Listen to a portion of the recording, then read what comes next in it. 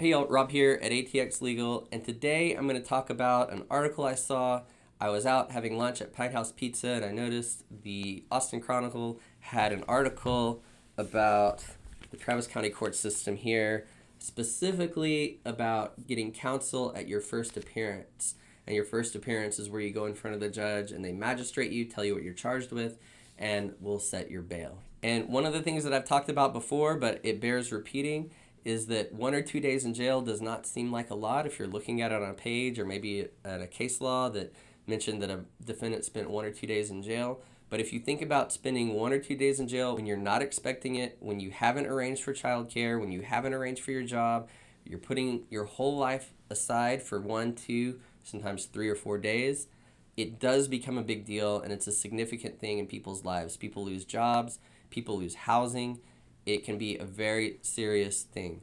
Now, if you don't know anything about how the justice system works, you might have assumed that they do have an attorney at this stage. In fact, you might have seen it in Law and Order where they come up to be magistrated. They always have their attorney present in Law and Order. And in fact, in New York, they do have to have an attorney present at this stage.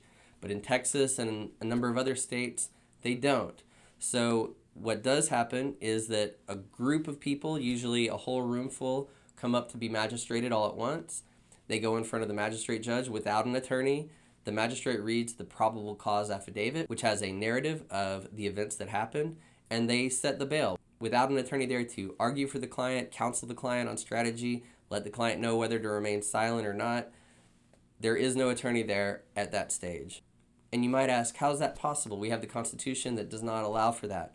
Well, courts have said that the magistration hearing is not a critical stage. Now, I would argue that it is a critical stage, and in fact, there are court cases going through the courts right now that may end up in the Supreme Court and might change whether this is considered a critical stage where counsel is required. But for now, the way the law is in the state of Texas and other states, you are not granted an attorney at that stage. Now, I'm going to let you in on a secret that this article doesn't really go into, but for my clients, if I've been retained at this stage, it's not going to really change much. Why? Because even though I'm not appearing with my client at the moment of the hearing where he goes in front to be magistrated, I can meet with my client before that, can discuss the case, I can meet with the judge, I can even ask that magistration be waived, so we can waive that hearing entirely in a lot of cases. So for me, for my clients, changing whether or not you get counsel at that first appearance is not going to change much for my clients. So why is this article fussing about it? Why is it making it such a big deal?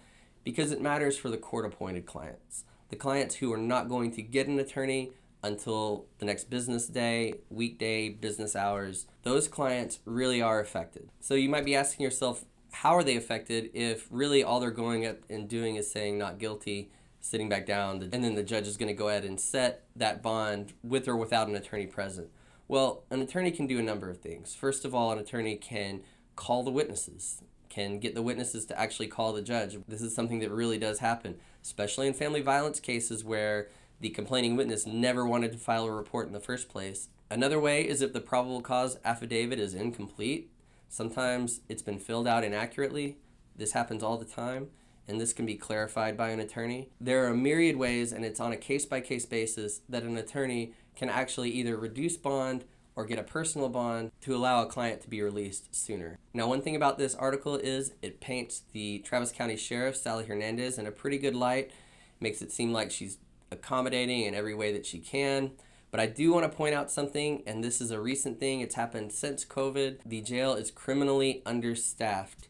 So when you go in to do a walkthrough, if you are going to be magistrated, usually in Travis County before COVID, it could happen in a matter of hours, 4 or 5 hours, you would be magistrated.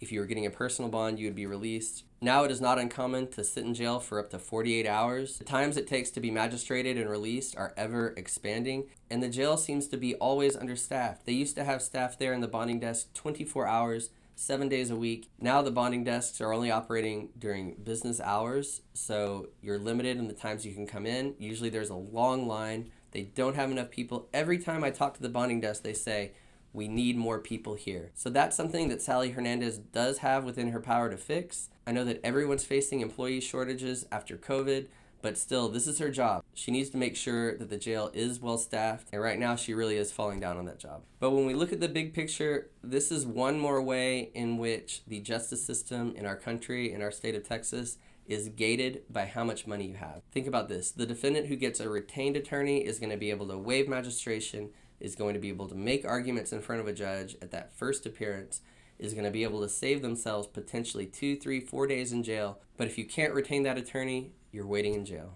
It's not right. It's not fair. It's the way the world works. It should change.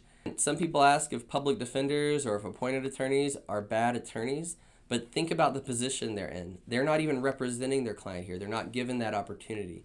The system is setting them up to fail. It doesn't matter if they're the best attorney in the world if they have not been contacted and they're not representing that client. For now, if you or a loved one has been arrested and you do need out immediately, your best bet is still to retain an attorney. Of course, none of this has been legal advice, but if you do want legal advice on your particular case, you can visit us at atx.legal.